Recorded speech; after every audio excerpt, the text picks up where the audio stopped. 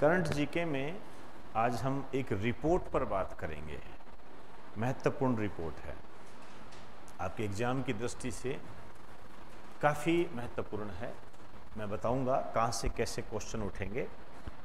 Report का नाम है Himalayan glacier report.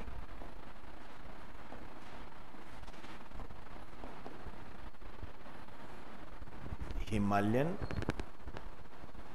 Glacier report.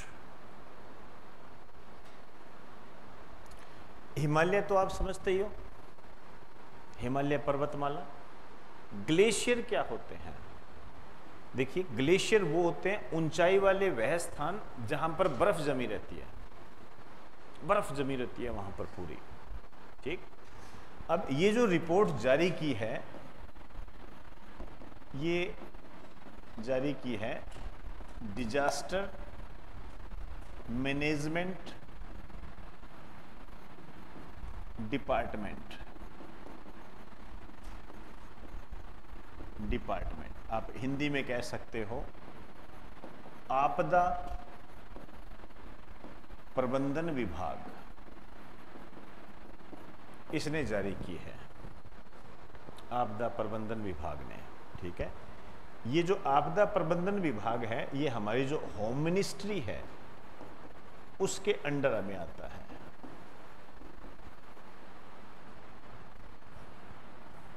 गृह मंत्रालय के अधीन आता है। ये डिजास्टर मैनेजमेंट डिपार्टमेंट इसके अंदर आता है ये। और एक जो इसमें सहायता की है सॉरी, हिमालय पर्यावरण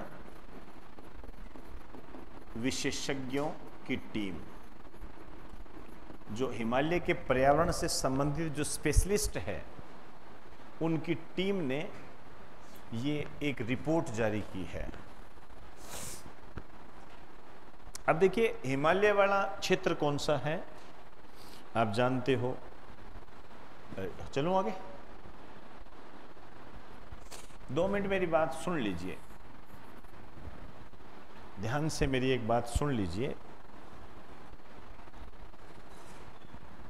जैसे हिमालय का क्षेत्र है J&K, लद्दाख,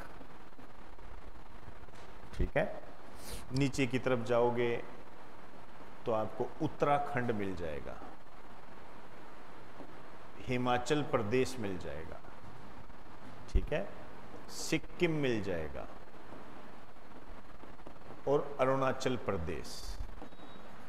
जब आप गौर से देखोगे तो ये आपको ऐसे लाइन में मिलेंगे आपको, ठीक है ना, इस तरीके से ये वाला एरिया है।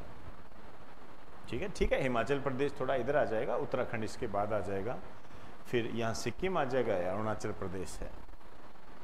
आप जानते हो कि ये हिमालय का जो पोर्शन है ये वाला, इसमें ये वाली पूरी लाइन यहाँ तक आ जाएगी। मेरे हिसाब से आप मेरी बात समझ गए होंगे मैप के आधार पर, वही है। और यहीं पर ग्लेशियर है, ठीक है ना, बहुत सारे ग्लेशियर हम पढ़ते हैं ना, सियाचिन ग्लेशियर, बलतारो ग्लेशियर, ये बहुत सारे ग्लेशियर हैं। तो इन्होंने ये कहा है कि जितने ये ग्लेशियर हैं इनसे झीलों का निर्माण होता है। और इसमें से झीलें इन्होंने बताई है 28,043। आप मोटे तौर पर 28,000 झील कह सकते हो।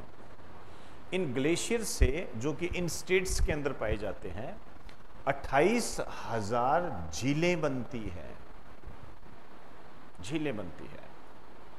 इसमें इन्होंने ये कहा है कि इन लगभग 28,000 झीलों में से 188 झीलें, 188 झीलें ऐसी है जो कि एक कैटेगरी की है, ए श्रेणी की झीलें हैं, अर्थात ये कभी भी फट सकती है। और इन्होंने अपनी रिपोर्ट में कहा है कि ये ऐसे फटेगी जैसे टाइम बम फटता है। और एक बहुत बड़ी तबाही का कारण बन सकती है। 188 झीलें। अब आपके दिमाग में आ सकता है तो सर 20,000 28,000 के आसपास झीलें हैं, 188 फट भी जाए तो क्या फर्क पड़ता है, दिमाग में आ सकता है। आता है ना ये पैसे से क्या हो गया, 28,000 है, 188 है, फट गई तो क्या हुआ, कोई बात नहीं।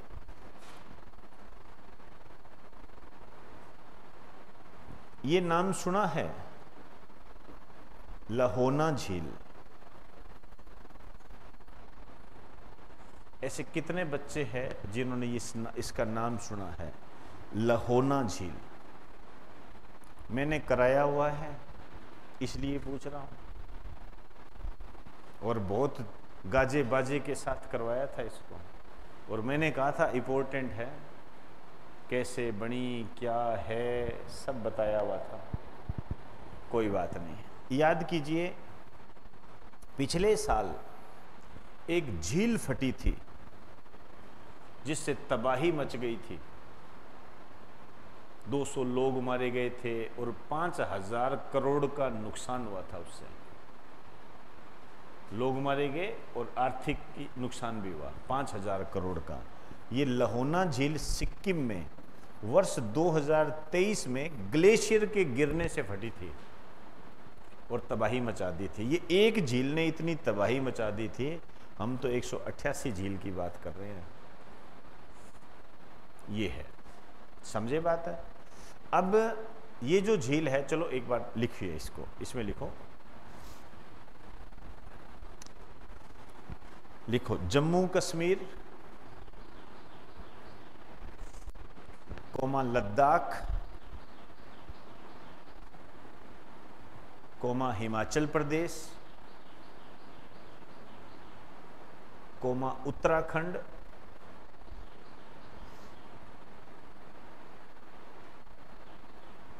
उत्तराखंड, कोमा सिक्किम, सिक्किम व अरुणाचल प्रदेश की, अरुणाचल प्रदेश की लगभग 28,043, लगभग 28,043 झीलें ऐसी है जो ग्लेशियर से बनी हुई है।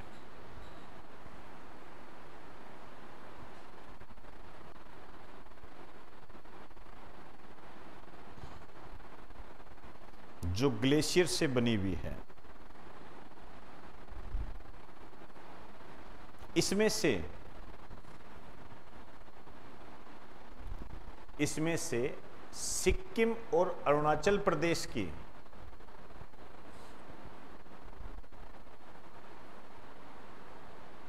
इसमें से सिक्किम और अरुणाचल प्रदेश की 188 झीलें, 188 झीलें कभी भी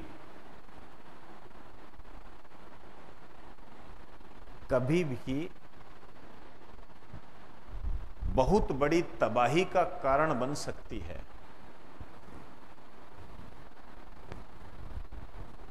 कभी भी बहुत बड़ी तबाही का कारण बन सकती है।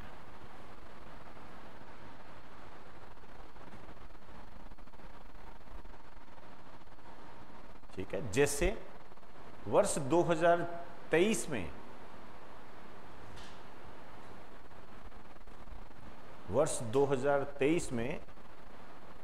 सिक्किम की,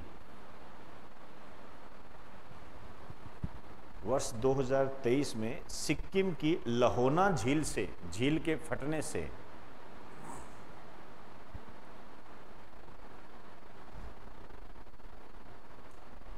वर्ष 2023 में सिक्किम की लहोना झील के फटने से तबाही मची थी।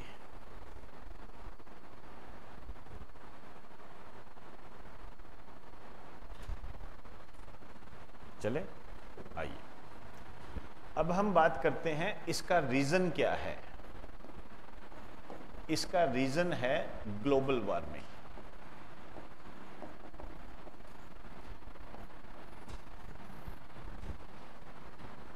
Global warming.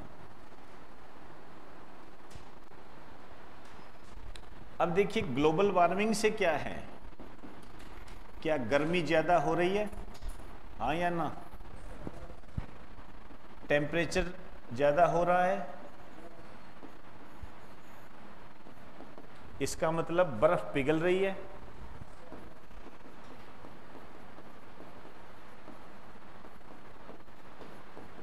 अब आप देखिए, आप फ्रिज में बर्फ रखते हो, पानी रखते हो जमाने के लिए, तो बढ़िया जमी हुई है तो आप उसको हाथ लगाते हो तो बिल्कुल टाइट होती है। लेकिन आपने देखा कि फ्रिज में आपने पानी रख दिया बर्फ के लिए, बर्फ जम तो गई लेकिन लाइट चली गई। अब आधा घंटे बाद उस बर्फ को निकालिए आप, अब आपको क्या महसूस होगा? क्या वो बर्फ पहले की तरह टाइट होगी, मजबूत होगी? वो क्या हो जाएगी? कमजोर हो जाएगी। तो क्या मैं ये कह, और ग्लेशियर किसके बने हैं? बर्फ के। तो क्या मैं ये कह सकता हूं बर्फ जो पिघल रही है, जैसे आपके फ्रिज में गर्मी के कारण बर्फ पिघलकर कमजोर हो जाती है, क्या मैं ये कह सकता हूं कि ग्लेशियर कमजोर हो जाएंगे? सही है या गलत? अब ग्लेशियर कमजोर हो जाएंगे, ग्लेशियर से बनी है, एक तो पानी नीचे आएगा तो झील का स्तर बढ़ जाएगा। दूसरी बात है, चलो पानी नीचे आ गया, कोई बात नहीं, कितना का आएगा देख लेंगे। यदि कोई बर्फ का बड़ा टुकड़ा जो कि कमजोर हो गया है, वो यदि उस झील के अंदर गिर गया एकदम से, जैसे मान लीजिए कोई तालाब होता है, तालाब के अंदर अपने बहुत बड़ा पत्थर डाल देते हैं तो पानी उछलता है ना, तो ये ग्लेशियर क्या करेंगे? उस झील के अंदर गिरेंगे और तबाही का कारण बन जाएंगे। सही है या गलत? सही है ना? ये बताया गया है, ये रीजन है।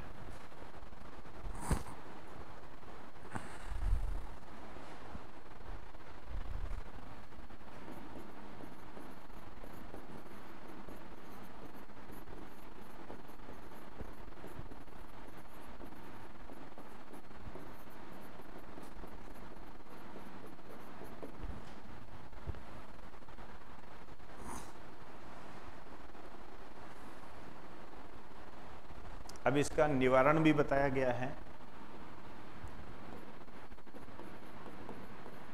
निवारण कैसे कर सकते हैं? झीलों में ड्रिल करके पानी को नियंत्रित किया जाए। ड्रिल करना समझते हो?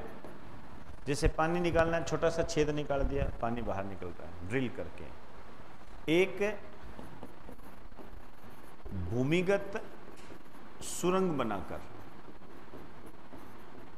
अब झील है, झील के नीचे क्या है? सुरंग बना दी।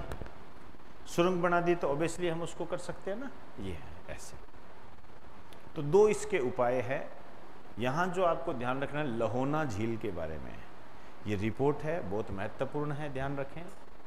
इस पे क्वेश्चन बनने की पूरी उम्मीद है। और जो संकटग्रस्त बताई गई है झीलें, वो मुख्य रूप से सिक्किम और अरुणाचल प्रदेश की है, मुख्य रूप से। क्लियर? आइए इसके आगे की बात कल करेंगे।